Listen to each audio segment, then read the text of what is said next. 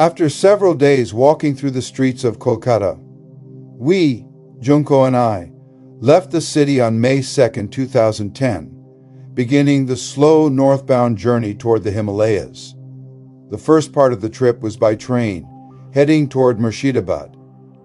As the train pulled away from Kolkata, the dense cityscape gradually thinned into flat countryside, fields, small stations, rivers, and towns that felt deeply rooted in the rhythms of rural Bengal. Murshidabad doesn't appear often on modern travel itineraries, but historically it was once one of the most powerful cities in the subcontinent. In the 18th century, it served as the capital of Bengal under the Nawabs, at a time when Bengal was among the richest regions in the world. From here, events unfolded that reshaped not only Bengal, but all of India. Just south of Murshidabad lies Plassey, where a battle in 1757 marked a turning point in British expansion and the rise of company rule. Standing in this region, it's hard not to feel how much global history passed quietly through what now seems like ordinary countryside. Murshidabad today feels calm, almost reflective. Grand structures like the old Nawabi palaces hint at past power, but everyday life continues at its own pace. Shops opening, people commuting, children watching trains pass. From Murshidabad onward, the journey changed character. We left the train behind and continued by bus, moving deeper into northern West Bengal. The bus ride was long, slow, and deeply revealing.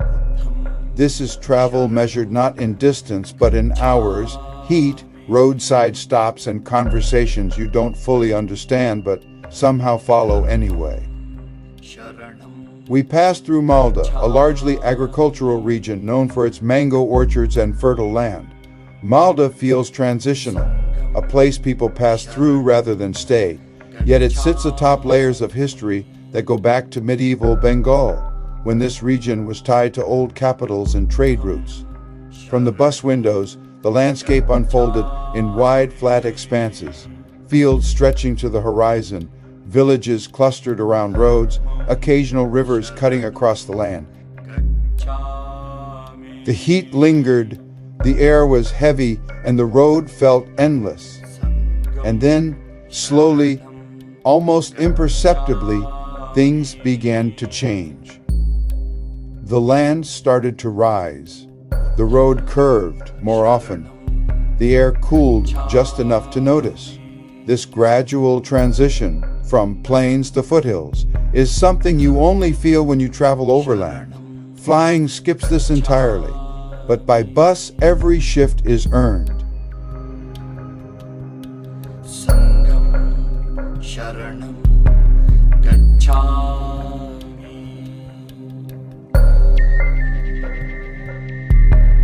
Buddham sharanam gacchami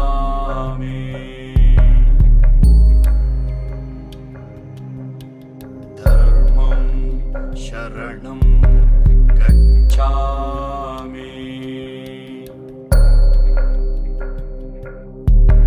Sharanam gacchami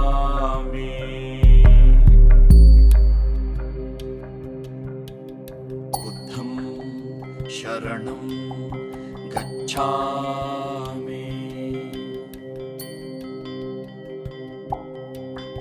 Dharmam sharanam gacchami Sangham sharanam gacchami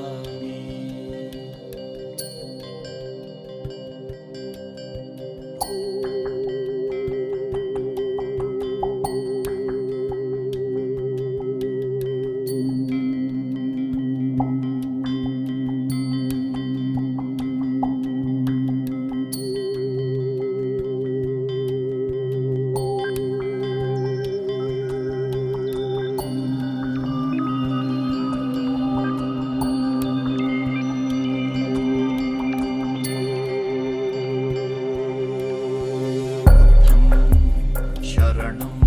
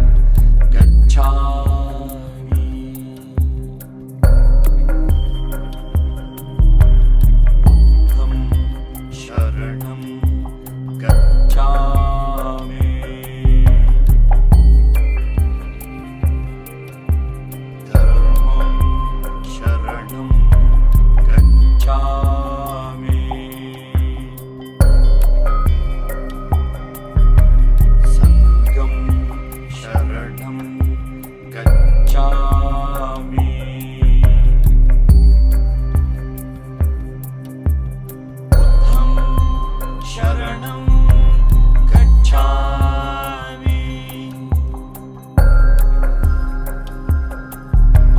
धर्मं शरणं गच्छामि संघं शरणं गच्छामि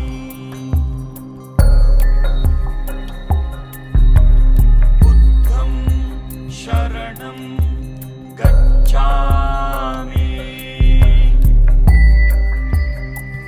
गच्छामि धर्मं शरणं गच्छामि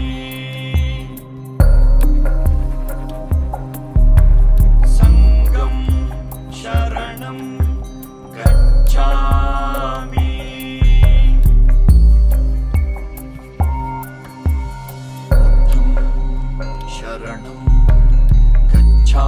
बुद्धं शरणं गच्छामि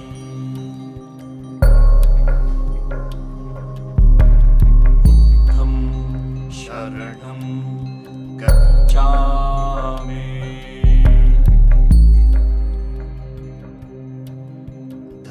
संघं शरणं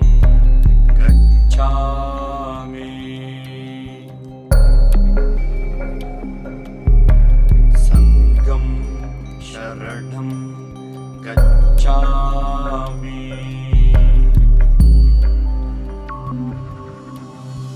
बुद्धं शरणं गच्छामि धर्मं शरणं गच्छामि संघं शरणं गच्छामि बुद्धं शरणं गच्छामि धर्मं शरणं गच्छामि संघं शरणं गच्छामि बुद्धं शरणं गच्छामि धर्मं शरणं गच्छामि संघं शरणं गच्छामि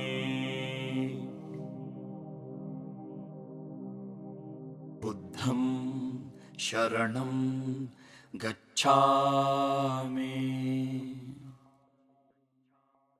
Northern West Bengal narrows into what's known as the Siliguri Corridor, a slender strip of land that connects the Indian plains to the Himalayan states beyond.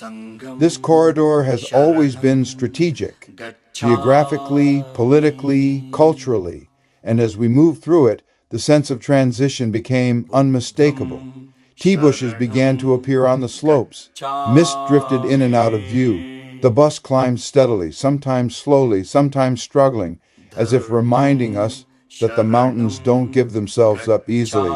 By the time we reached Darjeeling, the world felt entirely different. संघं शरणं गच्छामि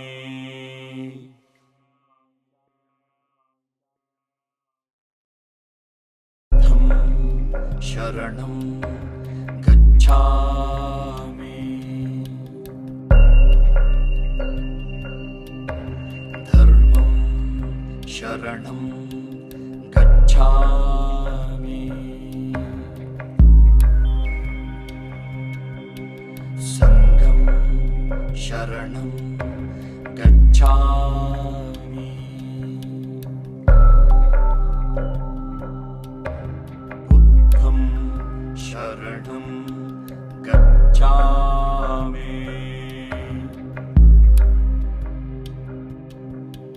धर्मं शरणं गच्छामि संघं शरणं गच्छामि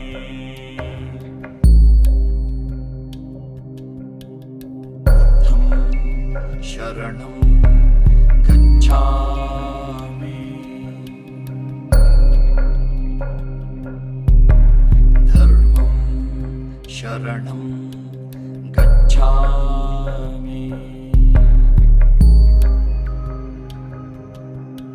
संघं शरणं गच्छामि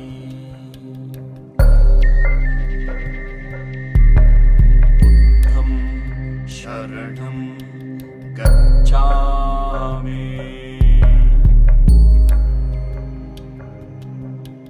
धर्मं शरणं गच्छामि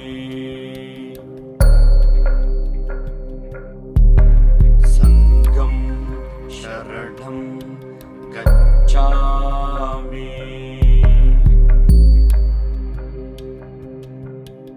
बुद्धं शरणं गच्छामि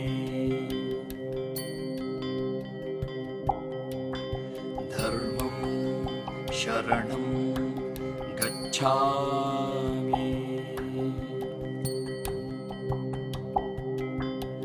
संघं शरणं गच्छामि